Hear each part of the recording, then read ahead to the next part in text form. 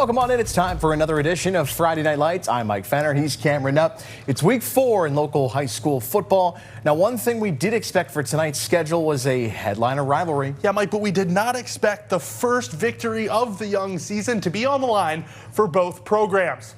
Let's go downtown to Veterans Memorial Stadium for the Region 7 matchup between Erie High and McDowell. Fireworks in the early going. First drive in the game for McDowell. Deontay Flemings keeps it on the zone read, and he hits the hole with a burst of speed. Kiss him goodbye. McDowell jumps out to an early 7-0 lead.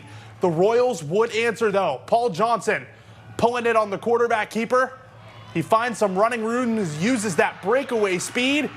They're not going to catch him. He brings it all 60 yards to the house for the touchdown. Erie ties the game at 7. Ensuing drive for McDowell. They go screen pass. Flemings hits Ben Spooner. He'll get a block, and he takes off down the far sideline. Crosses the goal line for the 52-yard touchdown connection. The Trojans retake the lead to make it 14-7. When the Trojans would go back to the ground, the give is to Brody Bosnell. Got a huge hole to run through, and he'll do the rest. Goes virtually untouched to the land of 6. McDowell extends the lead to 21-7. He wasn't done there. Second quarter, Trojans knocking on the door once again. They'll go back to him. Finds the end zone for the second time on the night. He'll have 3 touchdowns by the end of the game. In the second half, McDowell's defense in on the act. Backed up near their own goal line is Erie, and a bunch of Trojans there to bring him down for the safety. It's 30-7 McDowell. Erie trying to get something going on offense. Paul Johnson going deep, but Emery Moffitt there to make the interception. McDowell goes on to win it 37-7. They claim their first victory of the season. It's kind of deja vu. You know, we've been able to get out on, the last 2 opponents, right away, and then we've kind of made mistakes and given the momentum back, and we did it tonight again. And then our kids rose to the challenge, and they ended up, grabbing the momentum back. I owe it all to my boys. They were all blocking for me, from the linemen to the receivers to the tight ends. Everyone was blocking for me. The holes were there, and I was just hitting them. They had the hard part. We definitely stepped it up in a big way. We really needed to contain their quarterback, and we did for the most part, besides for that one big play. But I think we rebounded very nicely. On the Plyler Entry System scoreboard, McDowell tops Erie 37-7. It's the Trojans' first victory of the season. They'll welcome Meadville in Meadville next week, and then Erie High will look to bounce back at Hickory. All right, let's get to Region 5 action. One of the 3 co-leaders, unbeaten Girard, visiting Corey at Sheen Field. 7-0 Beavers early in the second quarter. Girard quarterback Ryan St. Julian, the play-action fake, and finds Nick Zona, who hauls it in for the 30-yard touchdown, ties the game at 7. Ensuing drive for the Beavers, Lucas Baker finds Keaton Frisina, who slithers his way free on the screen pass and does the rest. The Yak Attack leads to a Beaver touchdown, 13-7 Corey, the 54-yard score there. Right before halftime, Baker, looking like Baker Mayfield with the improv act. He finds his cool, and he finds Jack Van Cherry for the touchdown in the middle of the end zone, 13-yard score there. Beavers had the 2-point conversion to go up 21-7 at the half. Baker threw 4 touchdowns in this one, 228 yards. Frisina 3 TD catches and 89 yards. Corey picks up the 40-7 win at home to move to 3-1 on the season. And staying in Region 5, Fairview, home for Harbor Creek. Huskies making the trip across the county to take on the Tigers. Second quarter action, Harbor Creek inside the Fairview 5. It's a handoff to Gunther Thomas.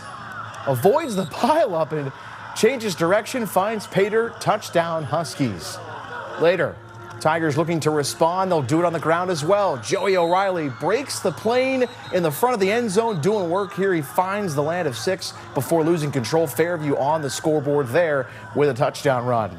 Later, from about the 35, it's a big play coming. Gavin Zillman taking off, and he will not be caught taking off and scoring. Huskies find the end zone once again, and in this one, it is Harbor Creek all over Fairview. They pick up their first win of the season. The Huskies win it big, 48-7.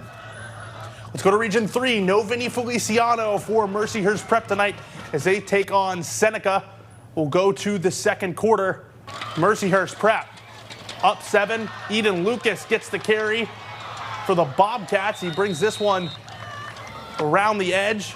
Lakers bring him down at the 1, but that'll set up Dalton Boyd to punch it in on the quarterback sneak. Bobcats tie the game at 7. Later on, the Lakers offense on the move, a little misdirection play. They'll give it to JT Jones. Got a nice gain. That's enough for a first down. Jones, one done there. Here, Everin Cotterell gets him to the flat. Jones makes a one-handed catch and takes off down the near sideline. It's another big gain and another Lakers first down. Later in the series, Mercier's Pratt finishes the drive with a touchdown. That's Tyler Quinn over the goal line for the score to make it 14-7 Lakers. Mercier's Pratt edges Seneca 16-7. Sticking in Region 3, Iroquois visiting Union City. We'll pick things up in the second half. Iroquois, Cole Bennett looking over the middle of the field for Caden Kraus. Kraus able to haul that one in for a nice gain there. Then later on, Union City with a promising drive of their own. Matt Essalon finds Dallas Trisket for a first down, but the Bears can't finish off the drive. The Braves take over on downs. Iroquois with it now. Bennett hits Muhammad Al-Achimi out in the flat. He's going to do the rest. Blazing speed down the sideline. He'd bring it 89 yards to pay dirt for the Iroquois touchdown. The Braves top Union City 41-19 for their first win of the season. All right, good stuff still to come on Friday Night Lights. We're going to head to Crawford and Venango counties for some more high school football action. Stay with us.